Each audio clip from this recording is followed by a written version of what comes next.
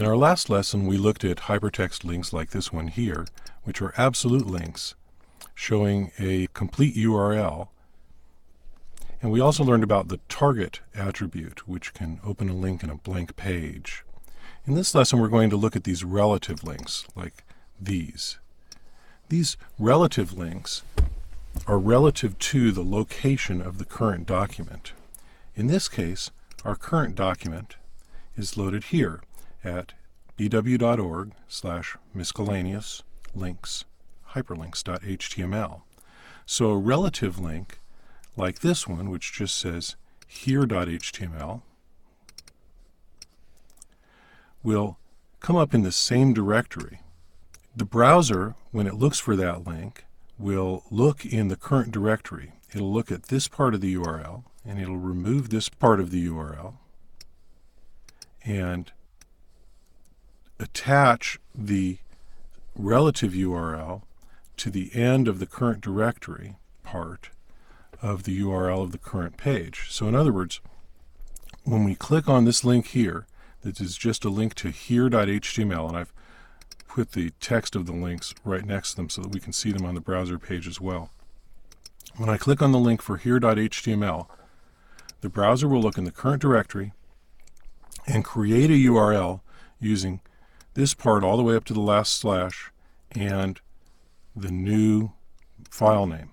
So watch the status bar down here at the bottom of the browser when I roll my cursor over this link, and notice that it has the URL all constructed right there.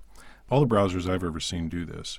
That allows you to see how the URL is being constructed. In this case, it's just like we expected, bw.org/misc/links/here.html in place of hyperlinks.html. So when I click on that, you'll see it comes up right there with a little page that I created that just links back to the first page. And there's the URL of where we ended up. And when I click on this, it'll take us right back to that other page. Notice now that this link has become magenta, like the others. Purple, magenta, chartreuse. No, chartreuse is greenish, isn't it? I don't know what color you want to call it. It's purplish. Now here is a relative link that's in a different subdirectory. Let's look at it in the editor just to see how it's exactly like that. Subdir/there.html. Now I know some of you call them folders. In the Mac world they're called folders, and even in the PC world these days they're called folders. In the internet world they're still called directories. And so subdir or subdirectory and there.html. And when we put our cursor over the link, you see that starting at the links part, starting after the directory or current directory, it attaches that new relative link starting here. Can't get that thing to highlight correctly. Starting here. And it replaces that with subdir/there. So you have a longer URL that includes links and then subdir and then there.html. And notice that our link back is now also in magenta because we've been there already. There's the subdir one. Now our next link is a special case of a directory called ... And this is an old Unixism, and because the World Wide Web was originally developed under Unix, the ... is used to mean go up a directory, and then else.html is somewhere else. And so when we look at that in the browser, the somewhere else, and notice that down in the status bar there, it's taken out the links directory altogether because we went up a level. Up a level is the same as back a level. And so when we click on that, watch our URL up here in the location bar, and you see it took out that links directory and just put us right back in the directory above it. And link back to the first page, and there's that one.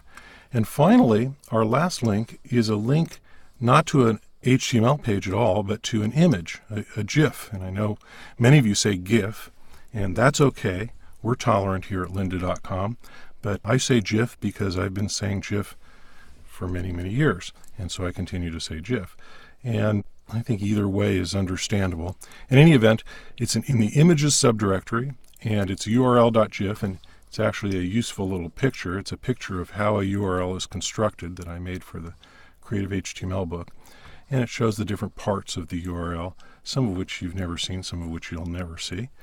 And we'll talk about the fragments in our next lesson. In any event, this is what a URL looks like, and you see we're in the images subdirectory there, and we got there via that link, which is now also magenta like the rest of them. So that's pretty much it for links. That's how they work. There is one last bit about links that I'd like to talk about, and we'll do that in the next lesson, and that's the base element, to allow you to use a different base than your current directory for your links, for your relative links. So we'll talk about that in our next little lesson.